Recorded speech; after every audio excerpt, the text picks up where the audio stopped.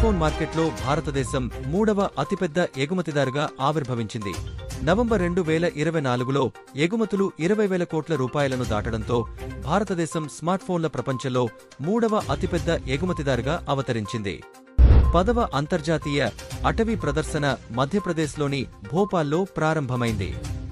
అంతరిక్షంలో పెరుగుతున్న వ్యర్థాల సవాలును పరిష్కరించడానికి జపాన్ మరియు భారతదేశం భాగస్వామ్యమయ్యాయి. ఇది అంతరిక్ష రంగంలో గణనీయమైన సహకారాన్ని సూచిస్తుంది. జనవరి 2025 నుండి ఉత్తరాఖండ్లో యూనిఫామ్ సివిల్ కోడ్ అమలులోకి వస్తుంది. జనవరి 2025 నుండి యూనిఫామ్ సివిల్ కోడ్ని యూసీసీ అమలు చేసిన మొదటి భారతీయ రాష్ట్రంగా ఉత్తరాఖండ్ అవతరిస్తుంది.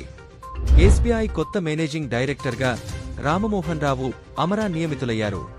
భారత ప్రభుత్వం 3 సంవత్సరాల కాలానికి స్టేట్ బ్యాంక్ ఆఫ్ ఇండియా కొత్త మేనేజింగ్ డైరెక్టర్గా రామమోహన్ రావు అమరాను నియమించింది.